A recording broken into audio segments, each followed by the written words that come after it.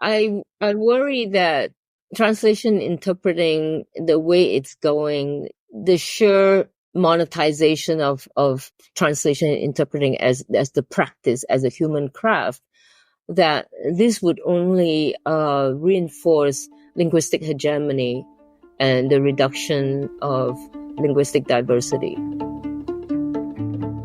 Hey, this is Epicenter NYC. We connect our communities to news, information, and each other. I'm your host, Amber Castillo. Language workers across New York City and across the globe are resisting the rise of AI in their field by emphasizing the irreplaceable value of human interpreters and translators. Julie Tay, the director of Hunter College's Master of Arts in Translation and Interpreting program, highlights the need to integrate technology in ways that enhance human roles rather than replace them. She also argues for a language services industry that supports diverse communities without forcing assimilation, worrying about the erosion of linguistic diversity. Today, I sit down with Tay to learn more about her journey in the field, which began in the 1990s. We also discuss the effort to redefine the profession in the face of AI's advancement. My name is Julie Tay, and I'm the director and lecturer at Hunter College with the master's program in translation and interpreting. Through the 90s, really, I was pretty much a full-time interpreter. Although it was freelance, I was pretty much contracted fully. My schedule was filled with Berlitz. At that point, it was Berlitz Language Services, with a contract with the U.S. CIS, the Immigration Department. So I was pretty much a immigration court interpreter during those years, from 1992, I would say, through 2001. Yeah, what language were you interpreting? In Cantonese and Mandarin. Did you grow up learning those, speaking those languages? Yeah, pretty much. Different stages. Yeah, Cantonese more primarily, alongside English and Mandarin at school. And what drew you to this work in language services? Well, in those days, the profession was not really codified as such, right? There was no such thing as a language service industry back then. There was very little recognition of the need for language services. And so kind of, I would say that the job came to me rather than the other way around. I was very much in teaching then. So, then word gets around that you have these language competencies, and then it occurred to me that, oh wow, this is something that I could also do, to supplement my income. So then what happens is, when as the agencies send me to interpreting situations, and you also end up getting translation work related to those cases, because a lot of cases, they may start with the need for an interpreter for a pretrial or for discovery process. And, these law firms find that, hey, we might want to connect with this person directly, because then if they go through an agency, chances are the assignment may be random. So I think, that remains an option for translators and interpreters starting out, to then go in the direction of running their own business enterprise, small business enterprise. So that was what I ended up doing too. So in addition to the big contract, I also started a small language service center that was situated in Chinatown. So when you talk about the job or this career coming to you, so there was a certain need that you were seeing. And then was it so much so that that's when you decided to also start your own company? At what point did that decision come about? Well, here's the thing. It's a little different in my case, I think, than most others that you may interview, particularly if they're younger. So, like I said, in those days, there was no conception of a small business that is completely devoted to interpreting or even written translation. So it was very, very few. There were very, very few. And what I remember was in those days, TransPerfect was tiny. It had just started. I remember getting on the phone, with they were the founders of, the earliest iteration of transperfect. And then there was another agency, DMAR Interpreting. So these were the people that would be on the phone with me at, kind of day in, day out. So that just gave me the idea that, hey, maybe I should do something that is specialized in Chinese. And at the same time, because of my background in language teaching, and actually in my case, a particular connection that I have with Chinese cultural arts, in Chinatown. So I decided to combine those different elements. So what then I ended up formalizing, right, as a business proposition, was actually called the Wasing Center for Chinese. So it was kind of the hub for all sorts of language and cultural arts needs for the community. Yeah. And because New York especially has such a long history of, immigrants and folks who don't, who are not, who do not speak English as their first language, are there reasons or theories about why there weren't, like you said, like a lot of this field wasn't codified at that time? Well, because we're living in an English speaking paradigm, and it is the hegemony of white bread America. And basically, if you didn't speak English, as a matter of survival, you're expected to eventually just get over it. And of course, you have a first generation that would suffer. And then later generations buy into the American dream, and of course, work hard and learn English. And it's considered a temporary issue, right? A temporary problem.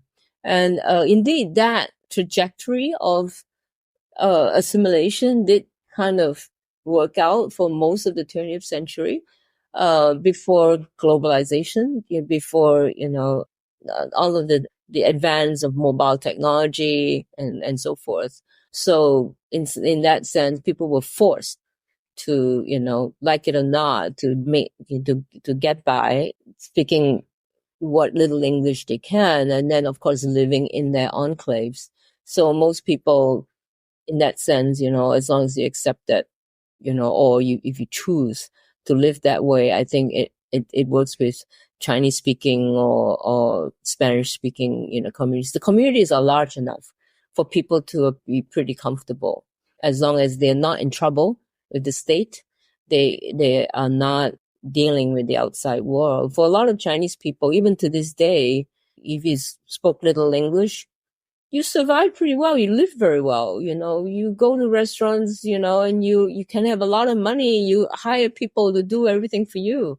You have accountants taking care of your business, and, and lawyers and, those are the bridges, for the outside, the so-called the state, the nation state that we're in. But as far as the nation state is concerned, in fact, translators and interpreters are there to maintain the status quo, so that, state officials and anybody in power, anybody in privileged positions, they never have to figure it out. They never have to actually confront an LEP, a low English proficiency person. Why would they? Right? Because they have a mediator. Exactly. And in fact, when you talk about translators and interpreters, being, representing minorities, of course, a lot of them, including myself and Daniela here, we represent, in that sense, minority communities. On the other hand, it is a very fraught situation. In order to make money, monetize translation, interpreting, the work that we do is in service of the state. It's not in service of regular little people who didn't pay for this. They don't get a speaking turn unless they're given one. They're not in charge of these events where we interpret.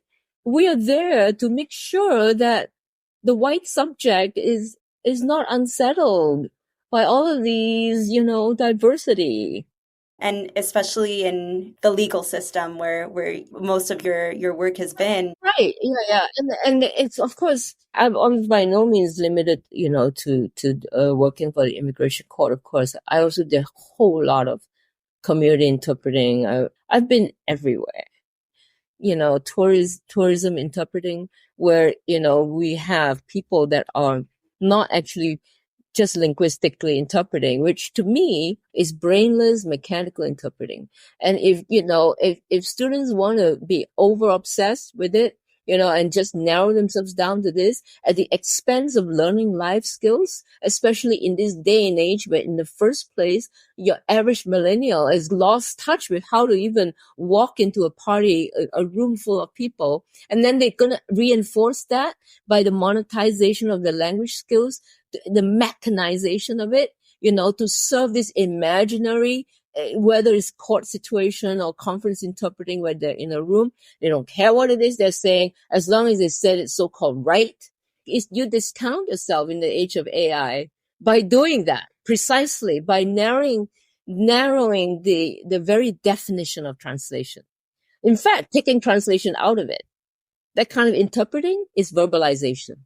Has that been something recent that has been tied to these, to AI and these other more recent tech advancements? Or would you say that this separation sometimes of the humanity of language services, that's something, since the beginning of when you started in this landscape? Both, I would say. Yeah, it is the AI thing, of course, right, comes as something that is very striking, right?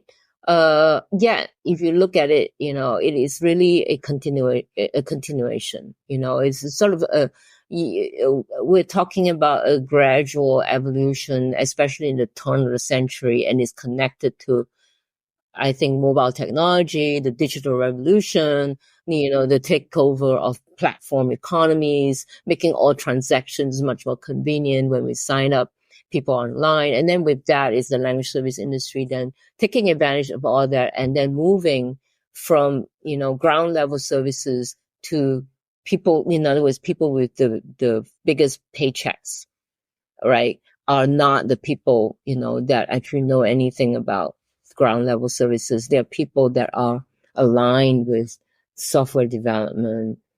So the priorities have changed, right? Anything I haven't asked about that you can say in terms of either your motivations or your worries or fears for this field that we haven't covered yet?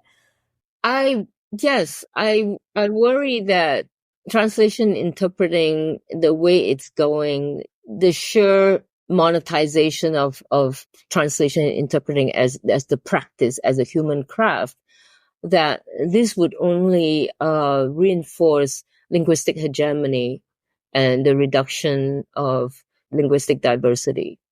Do you see in New York City with, especially with recent, migrants being bused here, do you see that need for, for language, more language access or more folks to help non-English speakers, that's helping combat some of this, that the recognition of that greater demand or need? Yes, I do. And I see hope in the sheer numbers, the unrelenting influx of immigration, regardless of, what the government says, right? Because that is therein lies the power of community. But it's not really the direct work of interpreters and translators, right? There is a fraught situation in which, for all the good intentions of us translators and interpreters, the fact is that the field has become banalized. It's made common, right? It's become sort of, the more there are, bilinguals in our space, especially if you're bilingual in a big immigrant language, right? Not a privileged bilingual like French and English or German. Then, you are there, like I said, to support, right, the hegemony of English, right, and the officialdom of English. That is my worry. To read our full story on how language workers like Tay are resisting AI, click the link in our show notes. That's all for today. Thanks for listening, and thanks for supporting us as we do our best to support our community. We couldn't do it without you. For more stories like this, make sure to subscribe to our newsletter at epicenter-nyc.com. Our intro music is All the Pretty Horses by Karavika. You can find more of their music on their website, linked to in our podcast description.